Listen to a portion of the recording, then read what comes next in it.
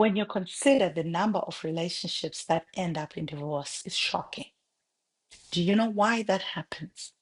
It's because we have not developed the muscle to be able to handle what we are talking about, conflict resolution. Conflict happens. What is conflict? It is that thing. I always say love is a contact sport. It's like basketball. When you play basketball, you're going to get into someone's face, you're going to get into someone's space. But you have to realize that you have a game and there are 4 quarters and you're going to make it to the end. You have to decide, I will make it. Sometimes you will foul, but refuse to foul out of your marriage, refuse to foul out of your relationships. It's Aunty Gwen speaking about long distance relationships. These thoughts, these ideas apply to any relationship, but more so to long distance relationship because that distance puts you in a position where sometimes it's difficult to handle each other. So we were talking in our previous episode about trust and transparency. If you work on this, if you haven't seen it, when you finish this, go back to it or just pause this and go and watch it. But when you consider trust and transparency and you work on it and you develop it well, the conflicts will reduce. Conflict is just part of what happens in life. It is a part of living, you know. But those that handle it well, they succeed. And I pray and trust that you are that person. Now, as you look at conflict, what does it mean? It is a serious disagreement or argument. Have you had those? I have.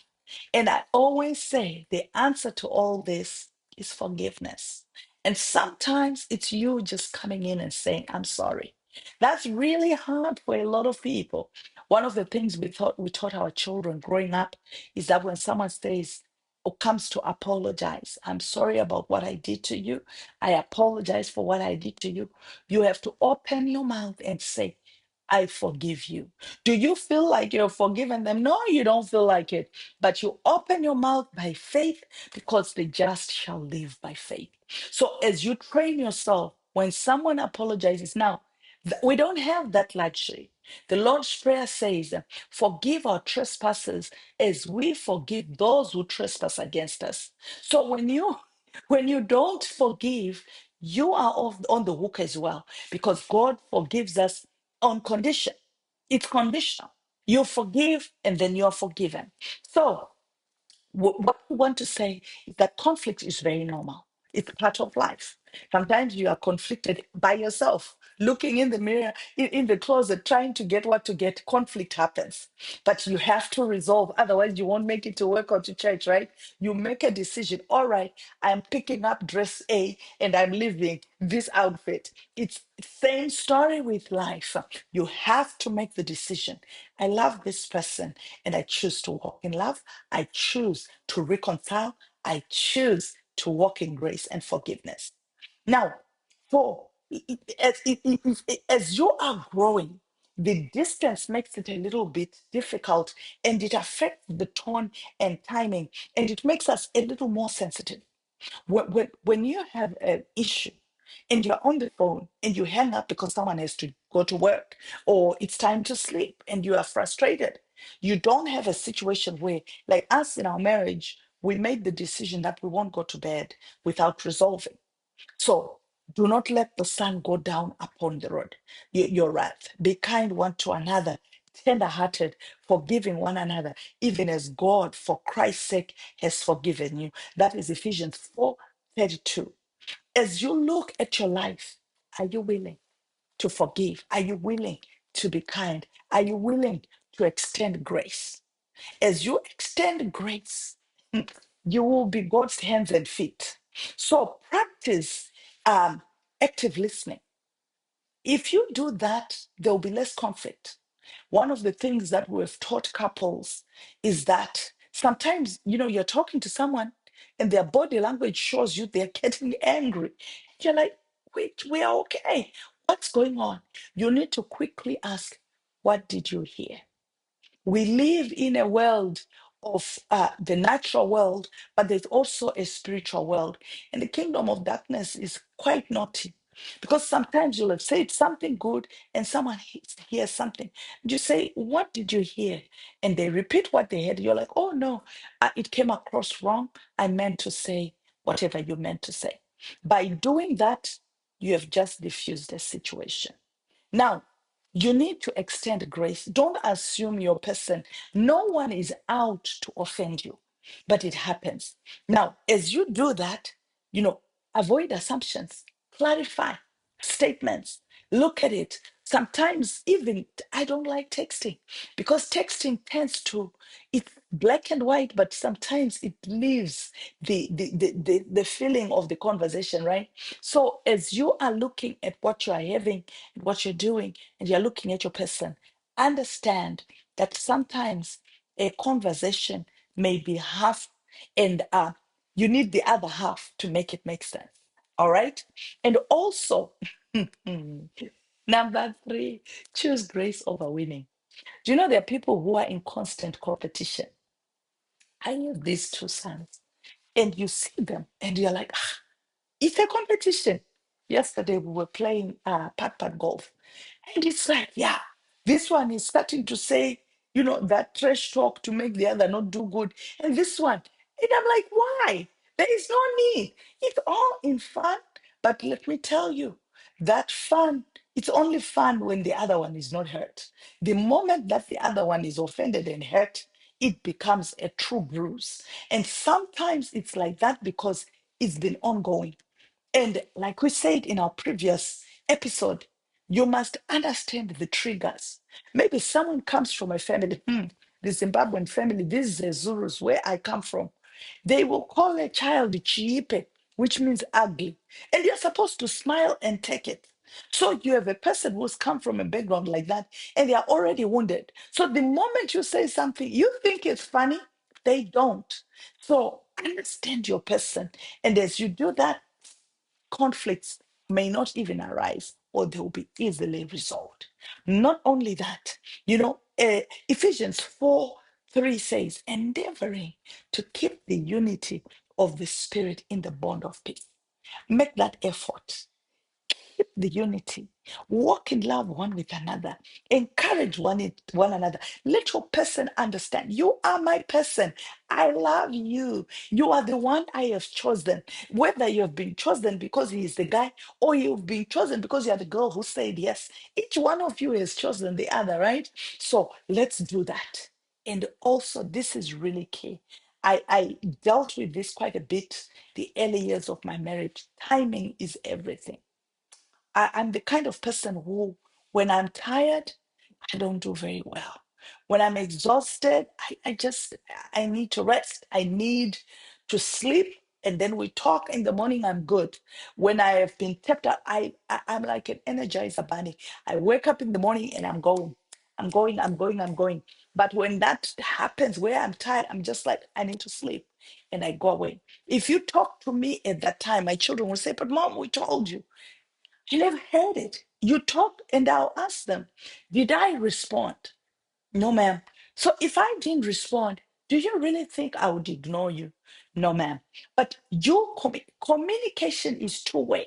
When you say what you say and your person is exhausted, the fireworks will happen. Someone's going to go to bed angry. And yet we've said we will not go to bed angry. We'll address our issues. So the early years, Pastor would make it, we wouldn't go to bed. We will stay up. I remember telling this couple, we will stay. I won't go to bed by myself. And then he started working ish. But nowadays, ages come in. But there won't be any conflict. I'll just say, good night, I'm going to bed if there's projects going on, vice versa. However, it's that thing that we said, extend grace.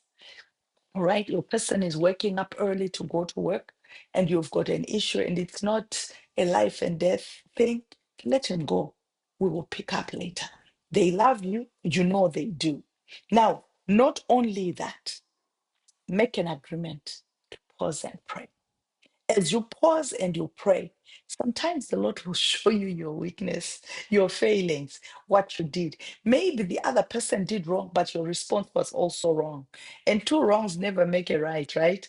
So, as we are kind one to another, tender-hearted, and we are forgiving, I believe our relationships, especially those long distance ones, will be healthier. And this even applies with our children. Like I'm saying, hey, I think there's a misunderstanding. What's going on?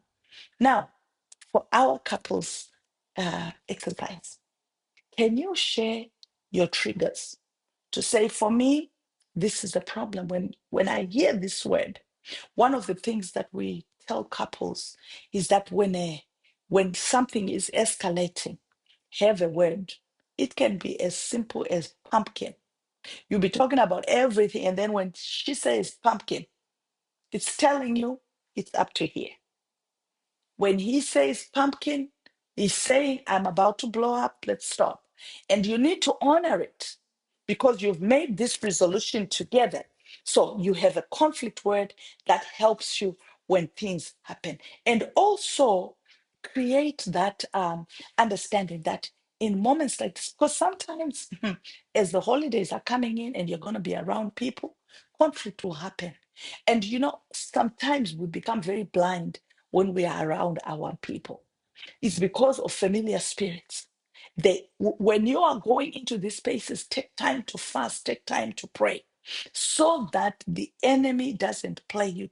There are many people who've gathered together with family and come out of those places in conflict. And some of those conflicts, they've been perpetuated by others. I mean, you can visit your people, and this auntie starts talking about an ex-girlfriend. What is that? But you must understand that it's a setup. Amen. And as you are thinking about this on a personal note, this is your journal entry. Okay? When conflict arises, do I seek to win or reconcile? How can I invite God's peace into my relationship? As you think about this and as you prayerfully journal and as you prayerfully consider, these are my notes, ask yourself, how can I be better? You know, understand as we go our separate ways, conflict is going to happen. How can we be stronger and how do we handle it so that we are better, we are stronger as a couple?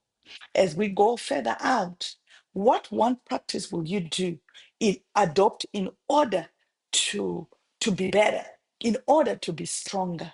Share with others and get ready. The next conflict, the next long distance offering is going to be family preparation for the travel piece as well as this relationship. Because as you are living, what are we going to do? Get ready and be, whether you're a student, whether you give your family, we'll go deeper into it. But I want us to pray concerning this conflict resolution. Maybe you have a pending conflict. Forgive. That is the answer. Choose to forgive and choose to walk in grace. I remember talking to someone some time ago, and the conflict was huge and it was compounded because of family. But I was so proud of them because I mean, we handled it. They were not interested, but I remember them saying, I just went to my person and said, can we be friends again? Humility is key in conflict resolution. I will pray. Father, your people, you hear the pain in the heart. You love this individual. You have a care. May you encourage them. May you help them where they have done wrong. Forgive. Where they've been wronged, heal and restore. I pray for stronger relationships and marriages. Lord, show yourself strong. You are our hiding place, our shelter from the storm. Thank you for your goodness and your mercy and your truth. We love you. We honor you. In Jesus' precious name. God bless you. This is Aunty Gwen. I love you. You are seen, you are heard, and you are loved. Go ahead and share your experiences to encourage someone. Maybe there are things I left out in this conversation. Go and watch this series up here. Be encouraged. When I think about Esther, she addressed the conflict in a family well. May God help us. God bless you.